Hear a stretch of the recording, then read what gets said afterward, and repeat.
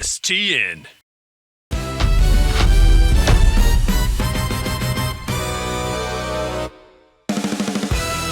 Welcome back to SaaS Center. I'm your host, Chris Merman. Before I even start, we're leading with another Salesforce story. Why? Well, Dreamforce was last week. They've been announcing a ton of crap, and expanding our audience to end users is important to us, which, let's face it, lots of salespeople and admin associated with the blue cloud people. Well, that being said, Salesforce just threw down a $60 billion revenue target for 2030. Analysts called it aspirational, which is code for we'll believe it when we see it. No shit. Here's the situation. They're growing at 9% per year. To hit 60 billion, they need to just, really easily grow faster. Revolutionary strategy there. Here's where some actual science comes in. Dr. Edwin Locke's research on goal setting shows that stretch goals only motivate when people believe they're achievable. When goals feel impossible, Locke notes, performance actually drops. It's called the goal performance paradox. So, Salesforce just told their teams, we need you to 2x our growth rate, basically only using agents, while fighting against Microsoft, Oracle, HubSpot, Monday.com, now OpenAI, and a bunch of AI-first startups that allow you to program shit in with your voice. Nothing motivates a sales team like impossible math. Stock popped 3%, then everyone remembered they're down 27% for the year. Turns out investors who also understand the goal performing paradox are, well, who knew? 60 billion by 2030. It's not a forecast, it's a vision board. Someone get Benioff some more manifestation crystals. Got a recurring segment. We're gathering here today to mourn the passing of an old friend, the belief that 80% of your sales reps will hit quota. It's time again for Funeral of the Week. Funeral of the Week. She was beautiful, inspiring, and let's be honest, just like Manti Te'o's girlfriend, completely fictional. The data is in. Average quota attainment is 74%. 31% of companies report less than half their reps are hitting quota. Here's the kicker. 84% of sales training is forgotten within 3 months. That's the Ebbinghaus forgetting curve for you there, babe. So we spend millions on training. Reps forgot it. We set quotas based on fantasy math. They missed them. Then we act shocked when the results didn't match the spreadsheet. Excuse me. Wait, 47% of sellers actually left jobs because of poor training. So not only do they not remember the training, they quit because of it. We're not just burying quota attainment today. We're burying the entire system. May she rest in peace. Amen. 84% forgotten. That's a crazy statistic, right? 84%? 47% quit, but sure, let's blame the reps for missing quota. And then a well-timed note from our sponsor here, Supered. If this applies to you, check this out. Sales enablement has, quite frankly, changed post-COVID. But with all the improvements to training, on-demand content, and the like, one thing remains constant. Knowledge transfer does not equal behavior change, and it never will. Hell, if AI can't remember context from a prompt or chat and keeps messing up and hallucinating even with all its training, what makes you think a human can remember every step to a process, where all the documentation is, and what they're supposed to do? I can't remember what the hell I had for lunch earlier, let alone a 20-page sales process. What I'm trying to say is this. It's not that reps don't want to do better. They're just human, forgetful, distracted. You misplace things easily. As Gene Wilder once said, they're morons. In the most loving way that I can say that, say it. That's why AI exists, for training and learning and that kind of shit. And that's why Supered exists. Some call it a process adoption platform. Some call it Whereverware, because it works wherever you are. It's a Chrome extension, by the way. But I call it Rememware. Take a look. Psst, Carl, I can't remember where those battle cards are. It's in SharePoint.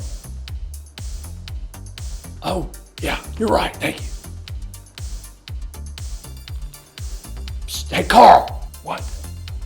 I can't remember where the pricing calculator is. It's in Google Drive. Oh yeah, you're right. Psst, Carl, that new deck with our process in it, where might it be?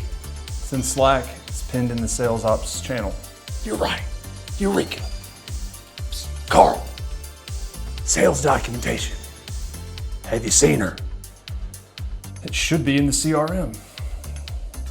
I can't remember where any of this shit is, man. It should be in the CRM. I gotta go.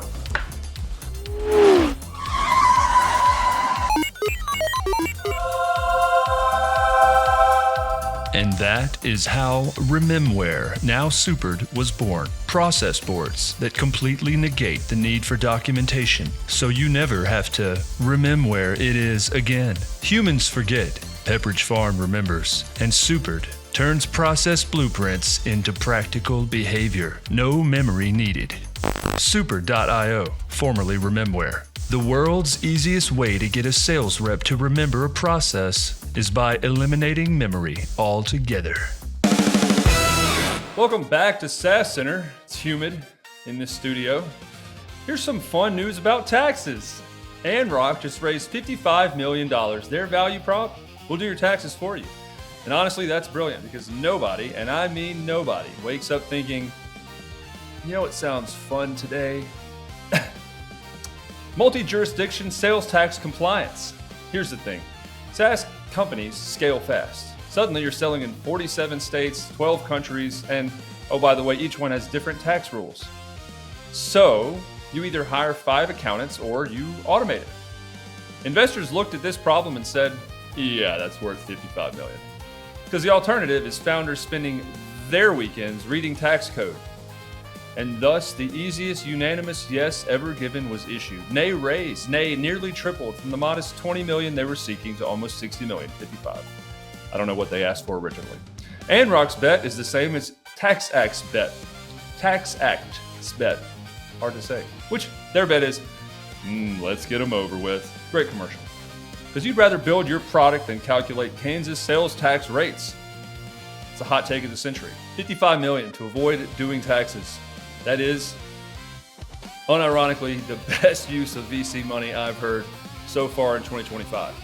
Speaking of tax evasion, we're going to kick it to Rob Jones in Vegas, where he was recently on the scene last week of the B2B Marketing Expo in Las Vegas. Here he is, Rob Jones, once again, in the event.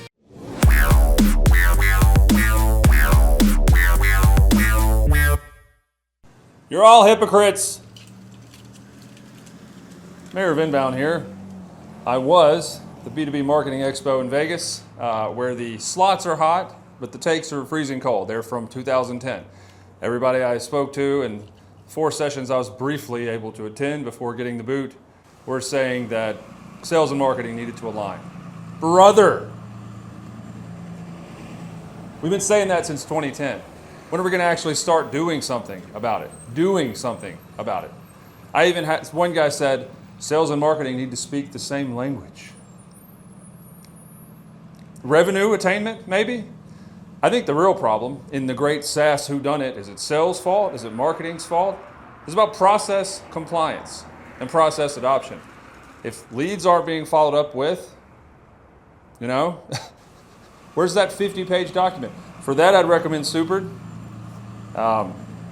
Just saying. Anyway, I got kicked out for telling a couple patrons they have a better shot at hitting the Wheel of Fortune progressive jackpot than getting anything actionable from this conference. And for that reason, I, Rob Jones, the mayor of Inbound, am no longer in the event. Back to you, Chris. Sales and marketing alignment. The industry's longest running inside joke.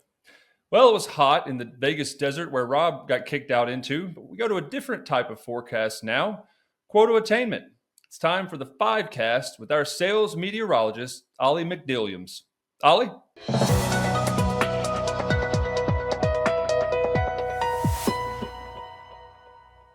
Good morning, sales leaders. Welcome to the 5cast. Let's take a look at what we've got. Monday through Wednesday, you can expect patchy performance, unfortunately, across all territories and segments, SMB, mid-market, and enterprise.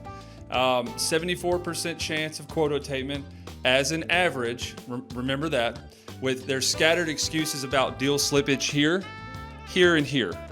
It looks like Thursday, We've got a high pressure system moving in. This thing right here, high pressure, and that's pressure on you. Your VP wants an updated forecast. Visibility is poor. It's going to be a huge problem. Get you a pair of these. Only 50% of reps can even see real-time forecasts in their performance, which is a massive problem. We'll talk about it later.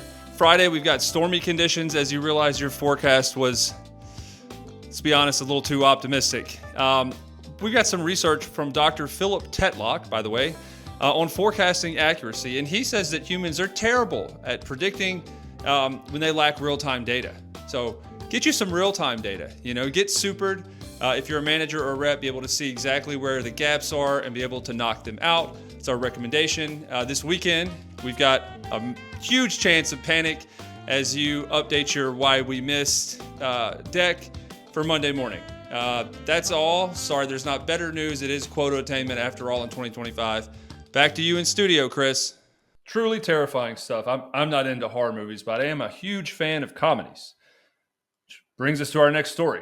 When the prompt is good, but the output's poop, it's AI, oops.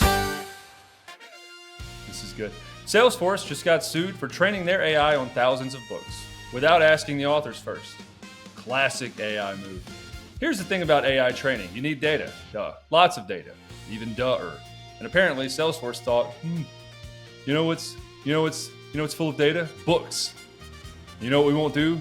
Pay for them. Speaking of IP theft, the authors found out and said, hey, that's our intellectual property. Salesforce probably responded with, what makes Einstein smarter? Don't you care about Einstein? Yeah, well, Einstein also needs to respect copyright law. MIT researchers studying AI training ethics note that the scrape first, ask questions never approach is creating massive legal exposure. Turns out you can't just steal content and call it training data. Who could have predicted that taking people's property without permission would end in a massive, scandalous problem? Not the people who robbed the Louvre, that's who. Salesforce trained AI on stolen books, authors noticed.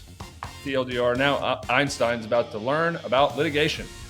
Speaking of litigation, here's one I don't think we'll get sued on because we made it. Eat your heart out, Ed Sheeran. It's time again for the Song of the Week.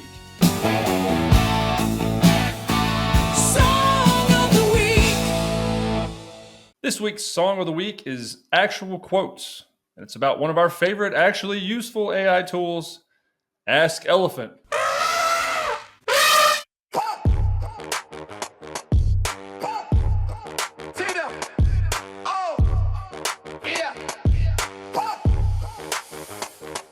Yo, I'm gonna be the first one to tell them, like, it's my favorite note-taking tool. Tom is gonna love this for sure. All the demos over the past week, crazy cool. It's gonna be like New Year's Eve, July 4th, and Christmas all rolled into one. This isn't even a meeting recorder anymore. This is sales automation. These are actual quotes about Ask Elephant. Turned into lyrics to be more resonant. If you're looking for ways to remain relevant, don't forget to ask Elephant. I've used all these goddamn platforms and they're all useless. It is literally bookmarked in my browser. That's how you know how much I use it. This has already won me over. This is way more badass than Fathom. You are like Santa Claus. This is so great. Love it. Yeah, it's awesome. These are actual quotes about Ask Elephant. Turned into lyrics to be more resonant. If you're looking for ways to remain relevant, don't forget to ask Elephant. Yo, I've definitely been trying to use it because I think it's a game changer. I'm excited about it. I'm not even blowing smoke. How did I work without it? I was excited when I saw the use cases clearly, and it was well demonstrated through Slack, usually even deeper. It's like I'm feeling the pain and you guys very clearly saw that. Here are the action items. Here are the long-term things. So I have to do nothing. I have essentially outsourced my actual management to somebody else. to the elephant. These are actual quotes about Ask Elephant. Ask Elephant. Turned into lyrics to be more resonant.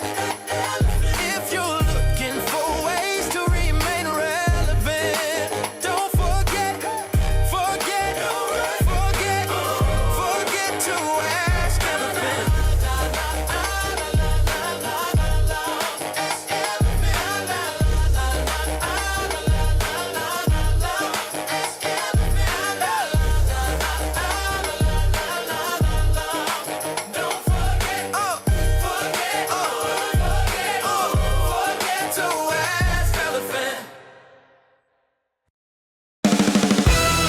Welcome back. Here's a non sequitur story. 47% of sales reps have quit because of bad training, as we alluded to earlier. Not bad comp, not bad managers, bad training. Here's the best part. 84% of training is forgotten within 3 weeks. It's Dr. Herming Ebbinghaus's forgetting curve. Your brain dumps info it doesn't use. So we're spending millions on training that reps forget. Then they quit because the training sucked. Then we hire more people and train them the same way. Gartner reports enablement budgets are up 50%. Quota attainment still stuck. The math isn't mathing. Here's the real tragedy. Dr. Robert Bjork's research on desirable difficulties shows spaced repetition works, not cramming like you did for your high school calculus test. We've known how to make training stick for decades. We just chose not to do it. We'd rather build 47-page slide decks about consultative selling and wonder why nobody remembers it. Training isn't the problem. Behavior change is the problem. And for that, you need Super. No more shameless plugs? Got it. Something about journalism. 47% quit over training. 84% forget it. Let's keep doing it. Sounds like a plan. We've got a new segment here. I don't know if we have production yet or not, but hell, we're going to go with it now. Ladies and gentlemen, it's this week's Closer of the Week.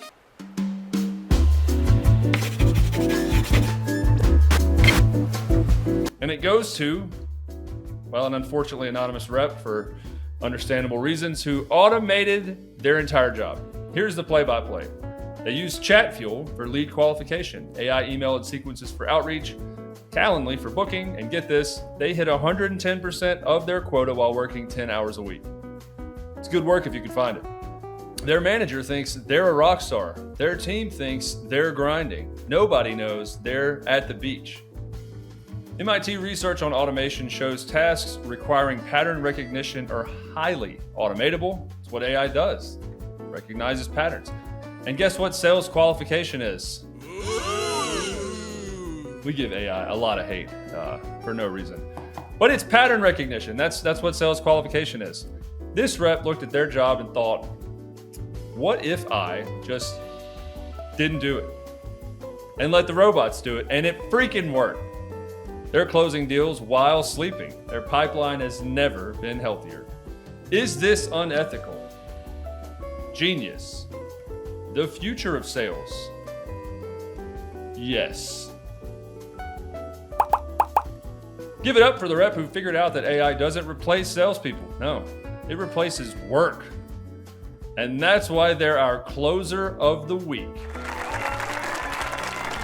Automated their job, hit 110% of quota, worked 10 hours weekly. That's not cheating. Maybe it is cheating, but it's efficient cheating. Well, that's the news for the day. Sorry most of it sucked or was depressing or bad, especially any of the Salesforce references, although a couple were funny. I hope you have the best day of your life today. Shout out Joe Bouchard. Stay super, and we'll see you next time on SaaS Center.